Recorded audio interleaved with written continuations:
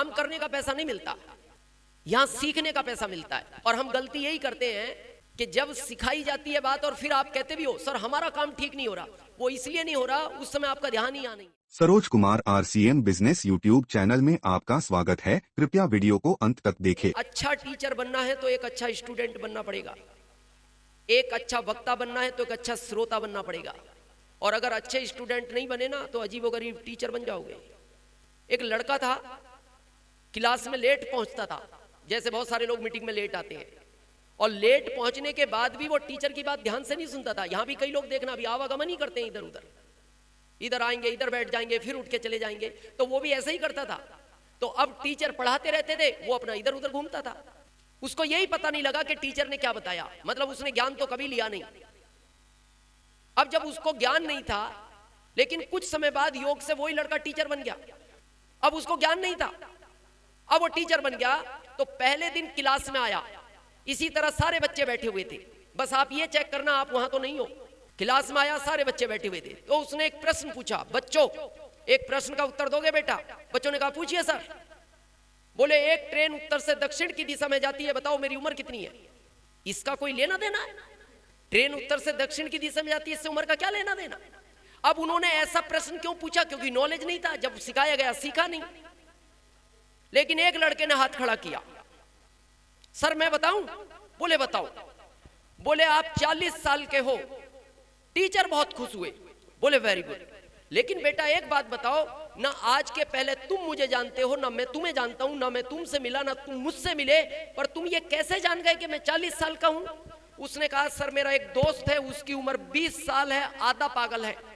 दुनिया में काम कोई भी करो, चाहे खेती करो, दुकान करो, फैक्ट्री करो, नौकरी करो, पढ़ाई करो, अगर उसको करने का कोई ठोस कारण आपके पास नहीं है, आप उस क्षेत्र में कभी कामयाब नहीं हो सकते, कभी नहीं हो सकते।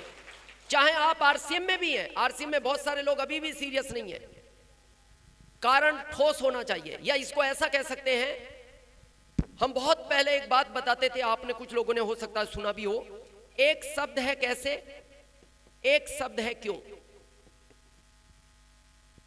ये जो पूरी दुनिया घूमती है ना, इन्हीं दो शब्दों पे घूमती है, काम कैसे करना है और काम क्यों करना है। यही कारण होता है, करना क्यों है, ये मजबूत होना चाहिए। ये कैसा भी होगा चलेगा। आपने सुना इस भारत का रेसो 80 और 20, 80 गरीब है 20 अमीर है, वो भी इन्हीं दो शब्दों का खेल है। ये 80 है, ये 20 है। ये अमीर लोग वो होते हैं जिनका क्यों क्लियर होता है, ये क्लियर होना चाहिए। ये कैसे वाले ज्यादा अमीर नहीं बनते, हां, पर कैसे वाले पढ़े लिखे बहुत होते हैं। आप देखना दुनिया में सबसे पढ़ा लिखा ये कैसे वाला होता है, क्यों वाला अमीर नहीं होता। ये अमीर होता है लेकिन ये पढ़ा लिखा नहीं होता, लेकिन इसका क्यों क्लियर होता है। तो कैसे के लिए दुनिया समझा देगी। जैसे एक विद्यार्थी को पूछो कैसे पढ़ते हो, कॉमन उत्तर आएगा, सुबह उठता हूं, ब्रश करता हूं, फ्रेश होता हूं, दूध पीता हूं, फिर मैं स्कूल चला जाता हूं नहा के, दिन में वहां लंच कर लेता हूं, आने के बाद ड्रेस कोड चेंज करके थोड़ी देर खेलता हूं, फिर होमवर्क करता हूं, रात को भोजन करके दूध पी के सो जाता हूं। क्यों पढ़ रहे हो, ये सब का मैच नहीं होगा। कोई बच्चा कहेगा इसलिए पढ़ रहा हूं, पढ़ना पड़ता है। कोई बच्चा कहेगा माता पिता का प्रेशर है इसलिए पढ़ रहा हूं। कोई कहेगा सारे बच्चे पढ़ रहे हैं इसलिए मैंने भी पढ़ लिया। और कोई बच्चा ऐसा भी मिलेगा जो ये कहेगा मैं उसको ढूंढ रहा हूं जिसने स्कूल बनाया है। हाँ, ऐसा भी मिलेगा। RCM कैसे होगा ये सब समझाएंगे, क्यों करना है ये कोई नहीं समझाएगा, कोई नहीं समझाएगा।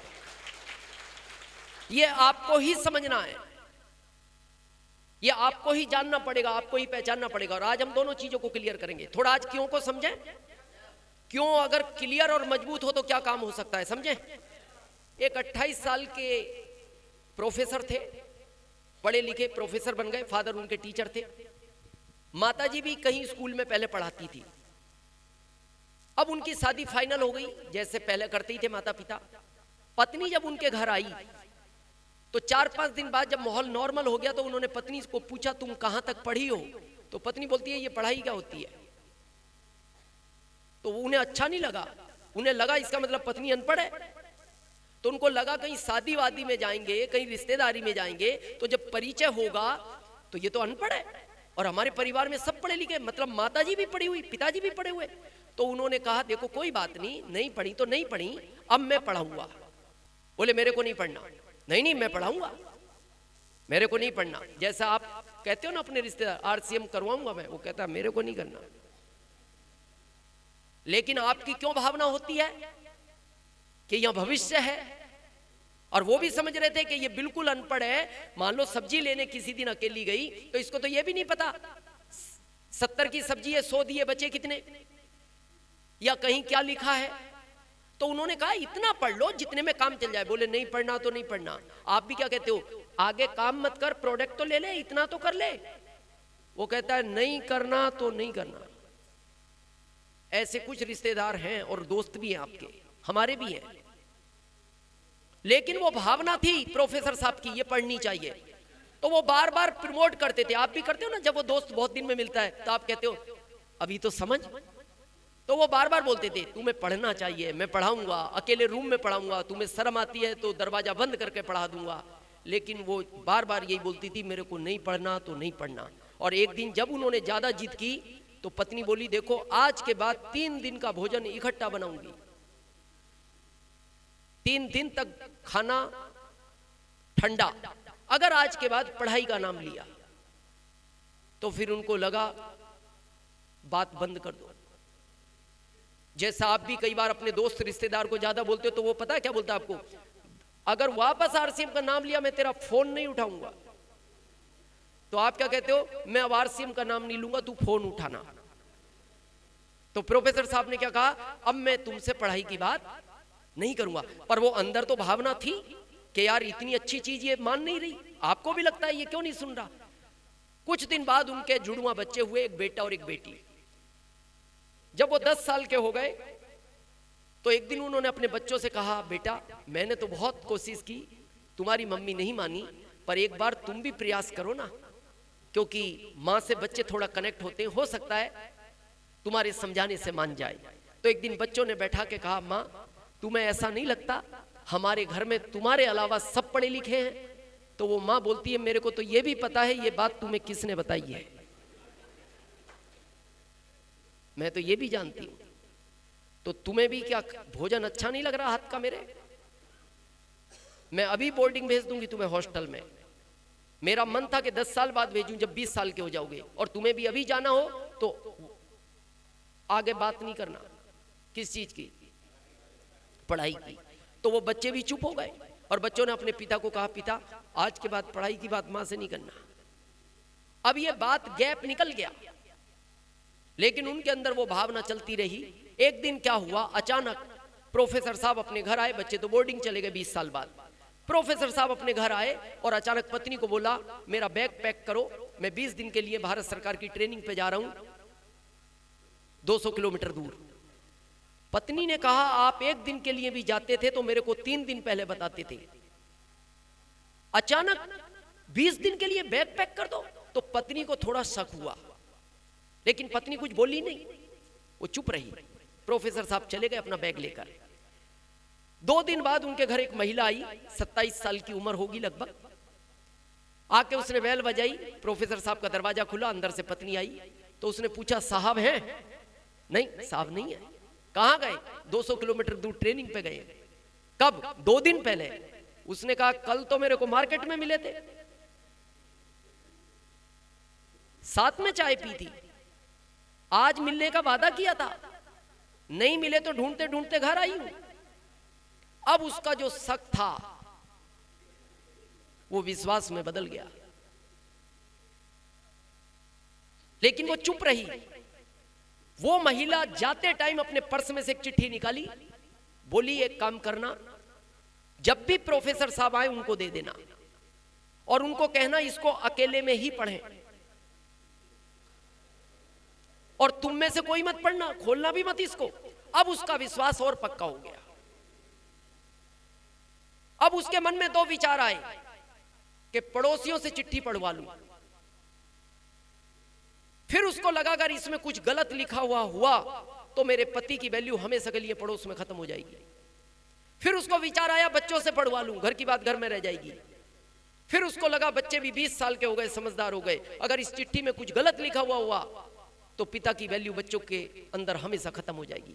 उसने अपनी अलमारी खोली, चिट्ठी को अपने कपड़ों के बीच में छिपा दिया और बच्चों को फोन किया।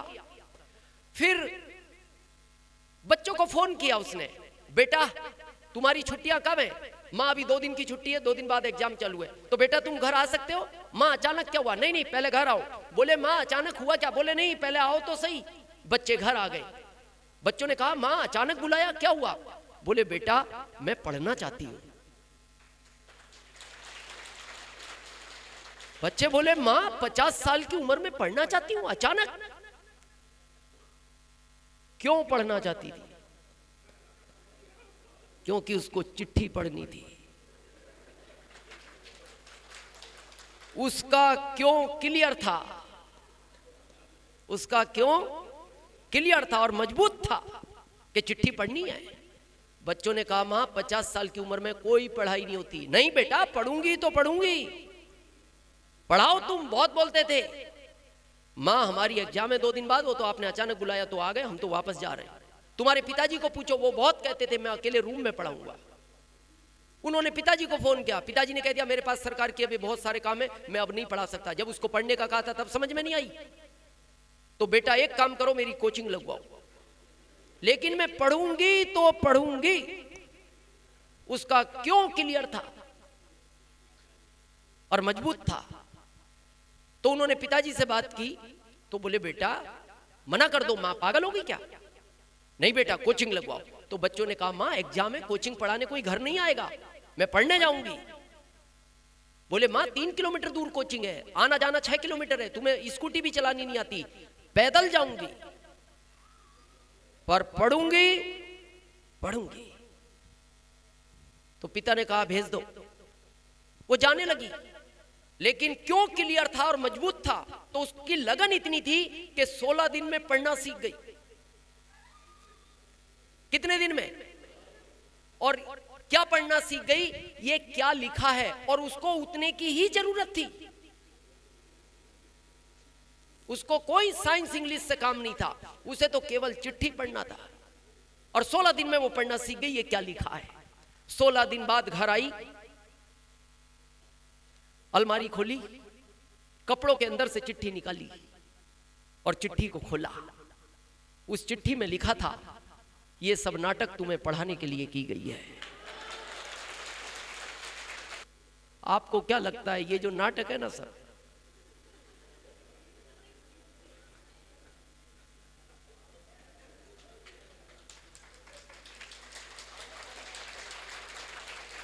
क्योंकि इस बिना नाटक के आप भी तैयार नहीं हो इसके लिए। नहीं तो ये काम आपके घर भी हो सकता था। प्रोफेसर साहब ने कहा था मैं घर में पढ़ाऊंगा, रूम में बैठ के पढ़ाऊंगा और बहुत प्यार से पढ़ाऊंगा, पर उसने मना कर दिया। इसीलिए आपको यहां कभी भी डायरेक्ट ये नहीं कहा जाता मीटिंग है 150 रुपया भी लगेगा, बस कहा जाता देखो आज जरा सिमरई बाजार घूम के आते हैं, एक अच्छा होटल भी बनाए, थोड़ा चाय वाय भी पियेंगे, चलो। अब आपको नहीं पता ये बाद में इधर ले आते हैं। ये सब नाटक है और इसी नाटक में हम सब तैयार हुए। हमें भी कोई डायरेक्ट नहीं ले गया, पहले हमें भी कोई ये कह के ले गया एक आतिशबाजी होगी, चलो देखने चलें क्या, तो वहां कोई आतिशबाजी नहीं थी। फिर हमने सोचा आई गए तो बैठ जाओ, बैठ गए। तो इसी तरह ऐसी सेमिनार में विजन क्लियर हुआ।